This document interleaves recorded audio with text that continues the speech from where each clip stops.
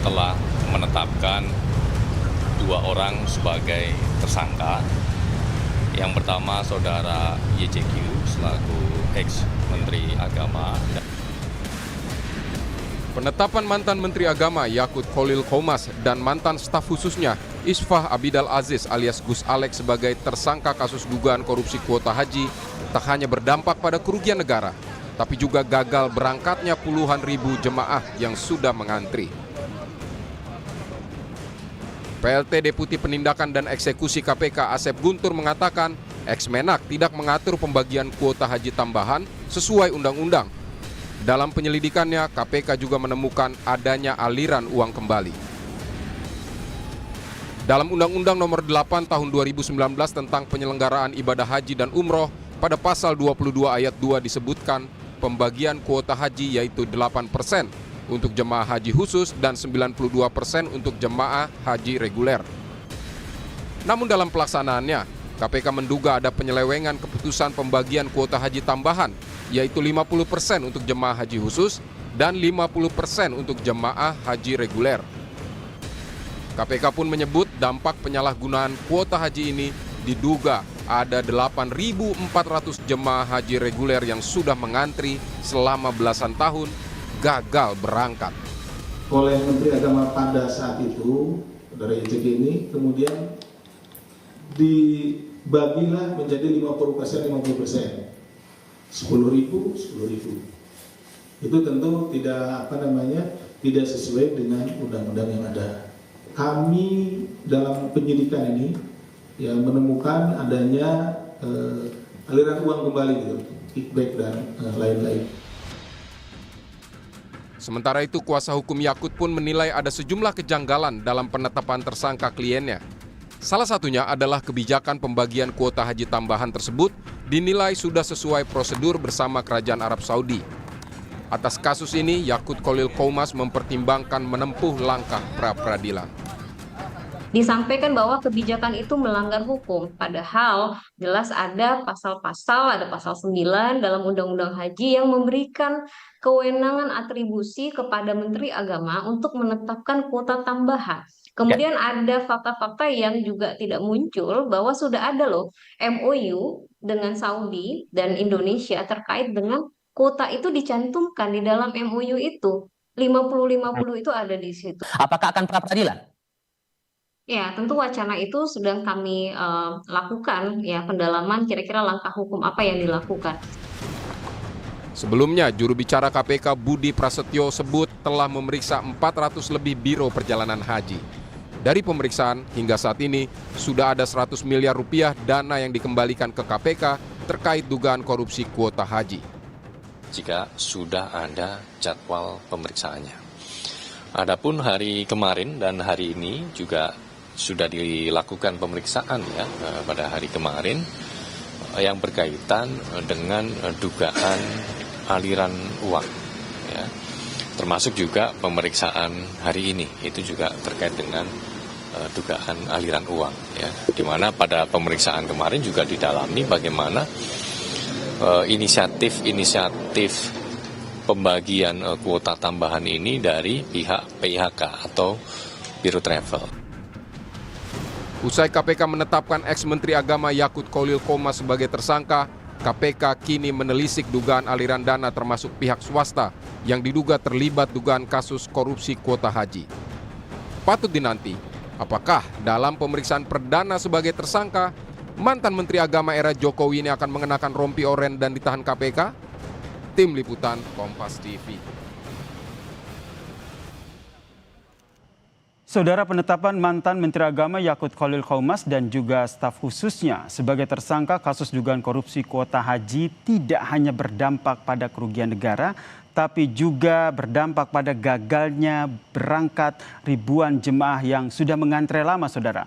Lalu bagaimana seharusnya penanganan kasus ini? Kita perbincangkan dengan pengamat haji dan umroh serta ekosistem haji, Mas Ade Marfudin yang telah bergabung bersama kami di Kompas Petang. Selamat petang, Mas Ade. Petang, Assalamualaikum warahmatullahi wabarakatuh. Waalaikumsalam. Ini sungguh miris begitu ya, bisa dikatakan begitu karena tidak hanya melakukan kerugian negara tapi ini dampaknya luar biasa. Ada 8.400 jemaah yang sudah mengantre belasan tahun gagal berangkat gara-gara tindakan korupsi ini. Anda melihatnya seperti apa?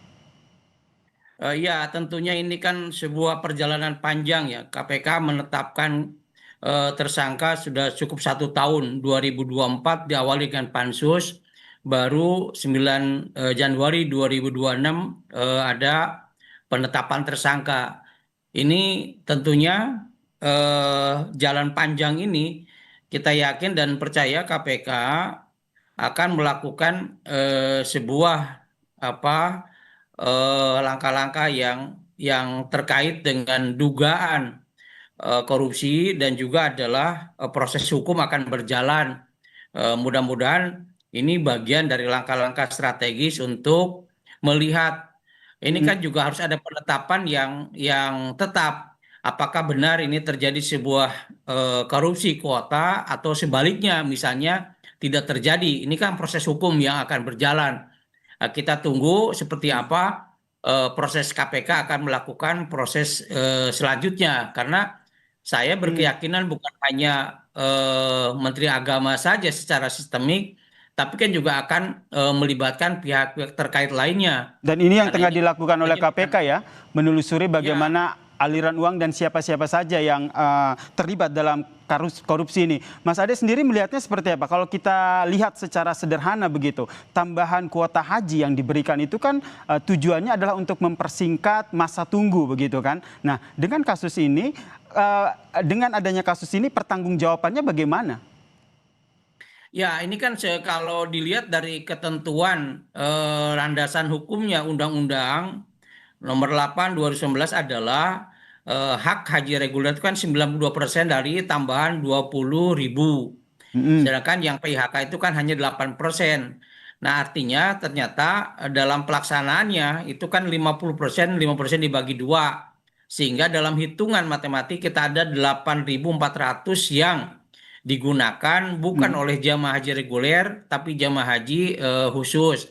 Ya, walaupun sama-sama jamaah haji Indonesia, walaupun sama-sama calon-calon tamu Allah, tapi dalam proses ini penetapan yang menurut saya adalah harusnya diutamakannya karena yang sudah antri panjang sampai 48 tahun ini kan adanya di reguler. Harusnya penuhi dulu kewajiban di 92% yang untuk reguler, baru kalau itu tidak terserap maka ada ada Diskresi. diskresi dari Pak Menteri untuk diberikan kepada PIHK. Nah, tentunya juga ini kan semuanya adalah punya alasan-alasan yang landasannya mungkin bahasa masing-masing punya ya. Kita kan ada pembelaan juga nanti apakah penetapan 50% itu berdasarkan apa sehingga dipunya kekuatan hukum misalnya sehingga ada pembelaan.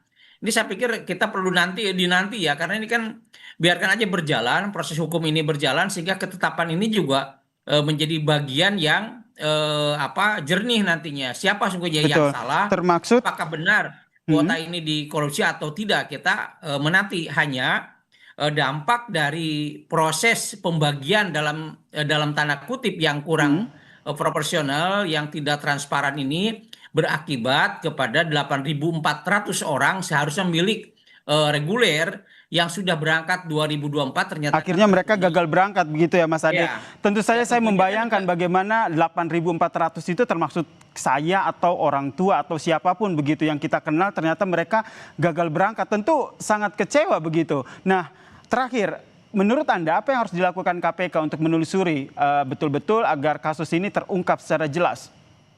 Oh iya, ini ini kan saya melihat kan ada prosesnya proses makan bubur ya. Di tengah dulu diambil dulu mungkin ya pucuknya siapa sesungguhnya yang punya kewenangan di pembagian kuota ini. Dalam hal ini kan Pak Menteri dulu dari situ mungkin akan melingkar ke kiri-kiri sampai ke pinggir. Nah, Baik. tentunya ini kan akan dicari siapa saja yang terlibat kalau sudah ditemukan 400 yang dipanggil diminta kesaksian 400 misalnya lembaga itu kan otomatis saya yakin dan bukan sendiri nggak mungkin bermain sendiri pasti ini aja ada korporasi, ada kolaborasi. Ini kan pastilah tidak sendirilah. Untuk itu kita memberikan kepercayaan kepada KPK supaya mengusut tuntas proses ini supaya ada kejelasan bagi masyarakat sesungguhnya seperti apa yang terjadi. Kejelasan Dan kepada ini masyarakat ya, hanya- karena kita tahu sekarang KPK juga tengah menelusuri sebenarnya aliran uangnya kemana saja, termasuk kepada Ya, pihak tentunya. swasta. Ini yang kita nantikan Ya. bersama ya. Terima kasih pengamat haji umroh dan juga ekosistem haji, Mas Ade Marfudin telah berbagi perspektifnya di Kompas Petang. Salam sehat.